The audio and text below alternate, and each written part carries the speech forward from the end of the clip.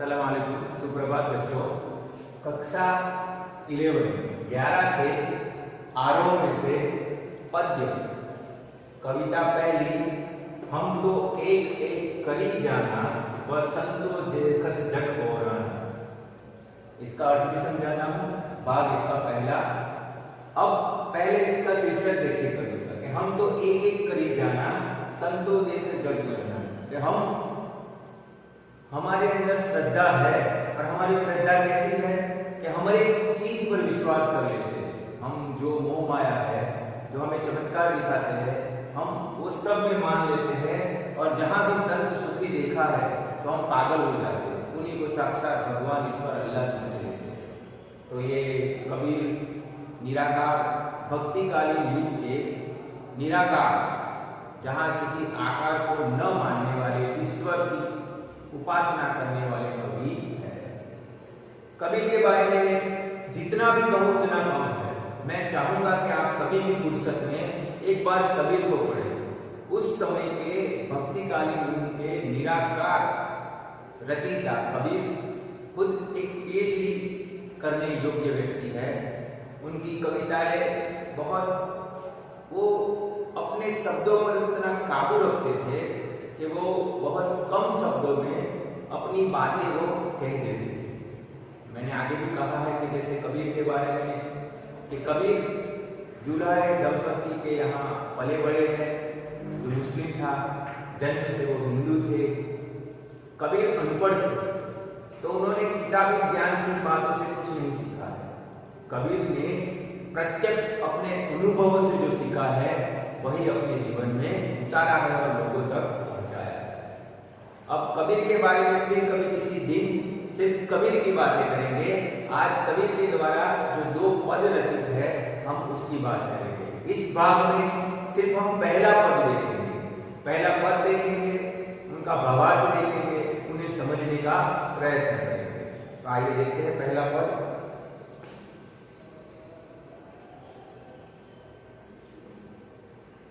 देखिए कि हम तो एक एक करी जाना, दो ही कहे तिन्ही की दो जग जिन नाही न पहचाना।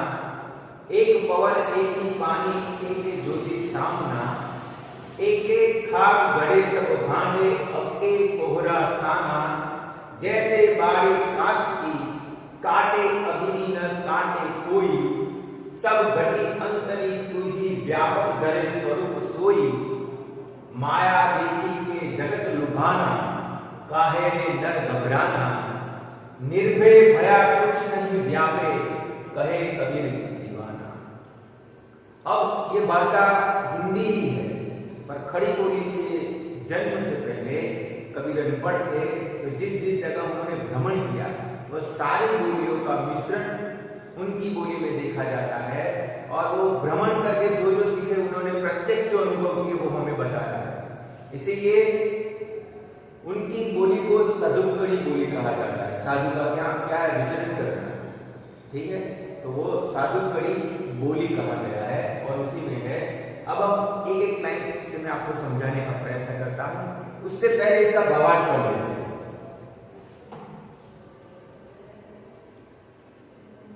देखिए, इसमें कविता में विशेष क्या है वो एक बार देख लेते हैं कि अद्वैतवाद का प्रतिपादन किया गया है। अद्वैतवाद मतलब कि ईश्वर एक है और अदृश्य है। एक ही ईश्वर की मान्यता प्रतिपादित की गई, इसे कहते हैं अद्वैतवाद। भाषा है साधुकड़ी, मैंने जो कहा है वो। पद, तुकार, अलंकार, अनुप्रास अलंकार का बहुत प्रयोग किया गया है। एक एक में पुनर्निर्मित प्रकाश अलंकार और यमक अलंकार है। अनुप्रास अलंकार कई जगह काष्ठ ही काटे स्वरूप सोई कहे कबीर आदि अनुप्रास अलंकार है। उदाहरण अलंकार बढ़ई, लकड़ी, आग, ईश्वर को, निराकार। तो ये सारी चीजें आपको ऐसा लगेगा कि साधुकड़ी भाषा है, तो उसमें शायद व्याकरण का प्रयोग ना हो। इसीलिए विशेष तौर पर यहाँ दिखाया गया है कि कबीर बहुत कम शब्दों में कहते थे, पर फिर भी उनकी भाषा में व्याकरण का बहुत अलंकार है, अनुप्रास अलंकार है, यमक है, तुकार है, ये सारा उनके समाविष्ट रहता है।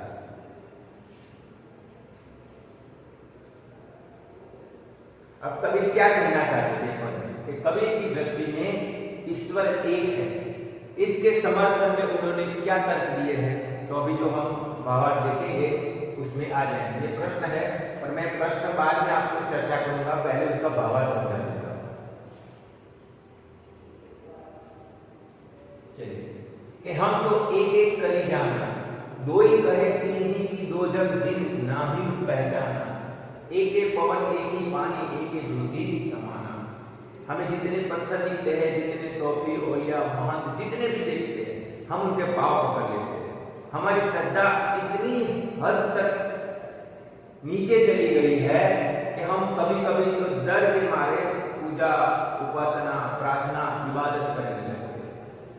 तो कबीर वो सारे आडंबर है, धार्मिक जितने भी आडंबर है, उन सब आडंबरों का विरोध करते हुए कहते हैं कि हम तो एक एक करे जाना। हमें जो धार्मिक कार्य के लिए या धार्मिक वृत्ति के लिए या धार्मिक अंधता के लिए हम जो भी करना चाहे या जो भी हमसे हो सके वो सब कुछ करते हैं।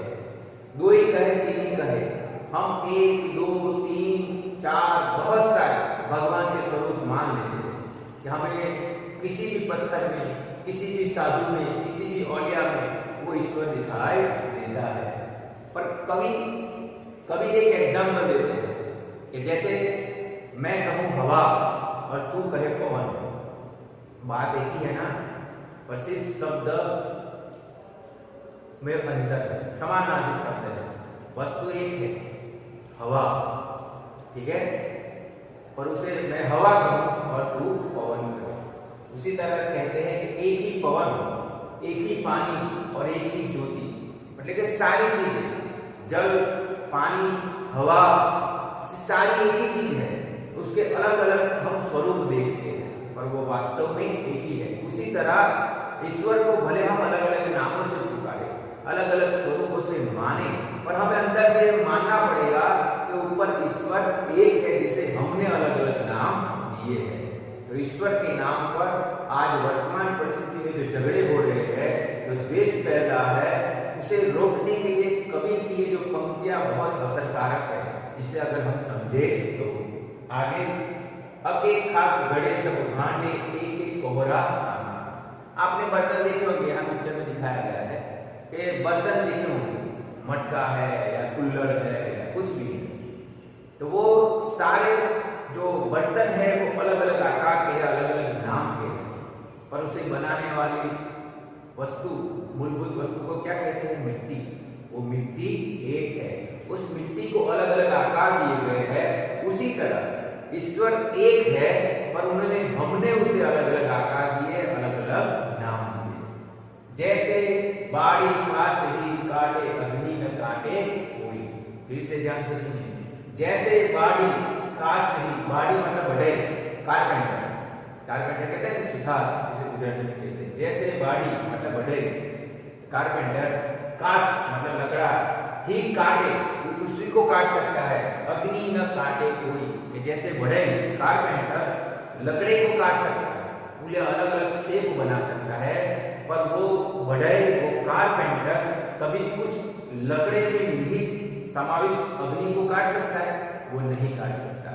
लकड़ी को चाहे कोई भी स्वरूप दे दिया जाए, बेंच बना दिया जाए या कुछ भी, फोटो फ्रेम बना दिया जाए, टेबल बना दिया जाए, अलमारी बना दिया जाए, कुछ भी बना दिया जाए, शोपीस बना दिया जाए, कोई स्टैच्यू बनाया जाए, कोई आकार दिया जाए, पर उसमें जो अग्नि है उसे कोई बढ़ई काट सकता नहीं है।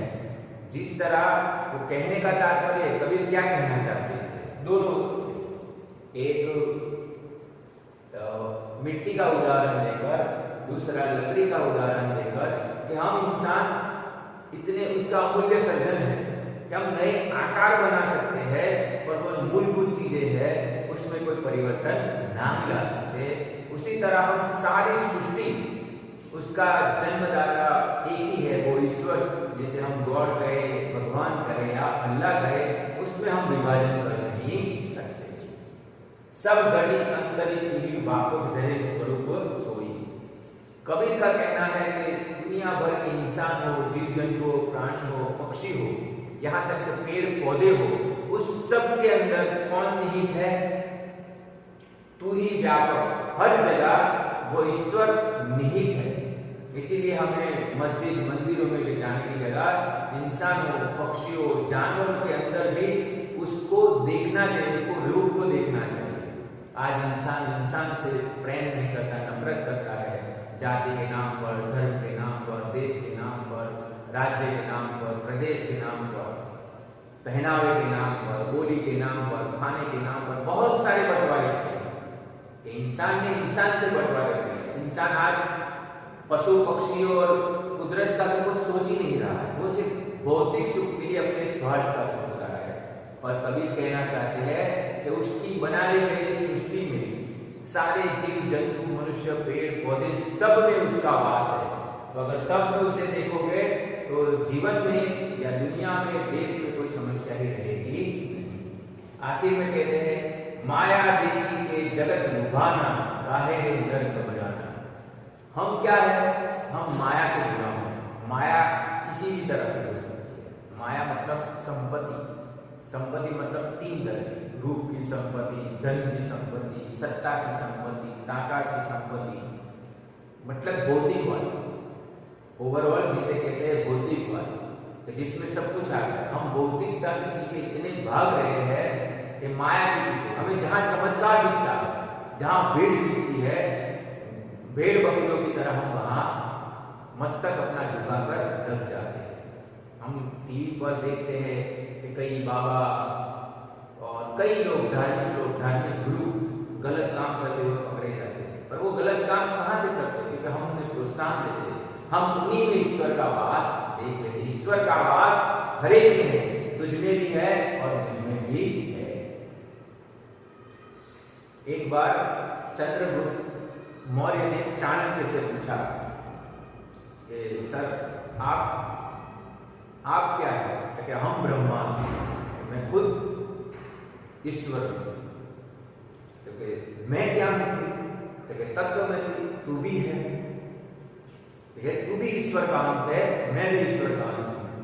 तो वो कहता है कि हम दोनों के सिवाय पूरा समस्त संसार, तो क्या समस्त संसार खलु वही ब्रह्मास्मि, मतलब समस्त संसार में ईश्वर का वास है। कहने का तात्पर्य यह है कि अगर देखने जाए तो ईश्वर कहीं ना कहीं हमारे आसपास ही हमें दिख जाएगा, सिर्फ हमारी वो दृष्टि होनी चाहिए उसे देखने की। आखिरी पंक्ति कहते हैं, निर्भय भया कछु नहीं व्यापे, कहे कबीर दीवाना। कि जिसने मोह माया त्यागा, जिसने वाकई लगता है कि मैंने ईश्वर को पा लिया। कई लोग मंदिर जाते हैं, कई लोग नमाज पढ़ने जाते हैं, कई लोग चर्च जाते हैं, कई लोग धार्मिक अनुष्ठान करते हैं। तो मैं मानता हूं, मेरे अनुभव से कई लोग सिर्फ दिखावे के तौर पर जाते हैं, ऊपर वाले के डर के तौर पर जाते हैं। भाई करना है, रिवाज है, इसीलिए करते हैं।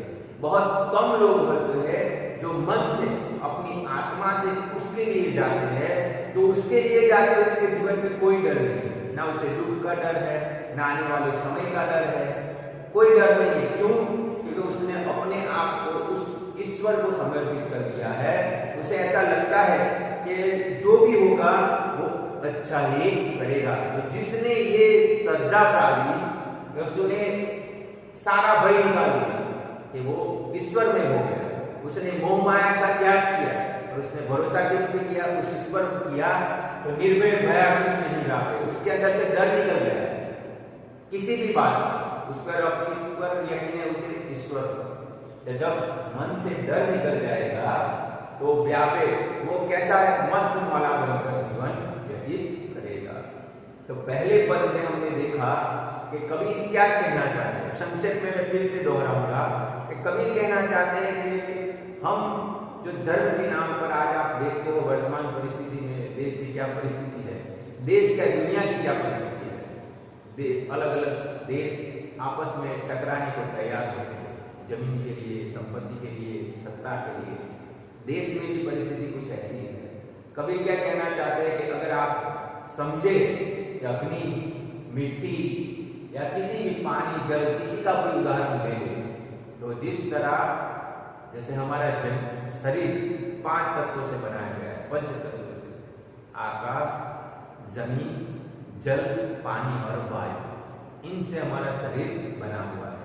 अगर आप सोचें तो आकाश एक ही है, जमीन एक ही है, ये चाहे किसी भी देश की हो। पानी एक ही स्वरूप है, या यहाँ का हो, बड़ौदा का हो, MP का हो, या किसी और देश का हो। उसी तरह जल है या अग्नि है या हवा है, उसका एक ही रूप है। तो इन जिस पंच तत्वों से हमारा शरीर बना है, उसका मूल रूप एक ही है। उसी तरह समस्त सृष्टि का जिसने सर्जन किया है वो ईश्वर भी एक ही है। उसे अलग अलग नाम, रूप, आकार हम इंसानों में दिए। तो हम सिर्फ आकार तक अगर हमारी श्रद्धा तक उसे सीमित रखें तो कोई समस्या नहीं है, और उस पर अगर विवाद को उतर आए तब समस्या अस्तित्व में आती है। सब घड़ी अंतर तुही व्यापक धरे,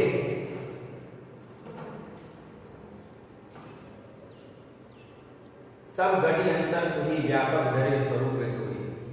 कि सब जीव जंतुओं में ईश्वर का वास है। अगर तू वो देखेगा तो कभी किसी से नफरत नहीं करेगा, हर एक वस्तु से तू प्रेम करेगा। माया देखी, मतलब आप माया देखते हैं, चमत्कार देखते हैं, और हर जगह श्रद्धा से सर झुका देते हैं हर एक घट पर, और उससे डर पैदा हो जाता है। ईश्वर पर श्रद्धा कम और डर ज्यादा पैदा हो जाता है। और दूसरा, भौतिक सुखों के पीछे भागते हैं, उतना हम डर के मारे ईश्वर के पीछे भागते हैं, और कहीं हमें आत्मिक शांति मिलती नहीं है। पर जिस व्यक्ति ने अपनी अंतरात्मा को उस ईश्वर से जोड़ लिया और उसके अंदर से डर निकल गया किसी भी तरह, किसी भी भौतिकवाद का, तो वो दीवानों की तरह, मतलब कि मस्त मौला की तरह अपना जीवन व्यतीत कर पाएगा। पहले भाग में पहले पद्य का जो पहला पद्य है उसका भावार्थ देखा।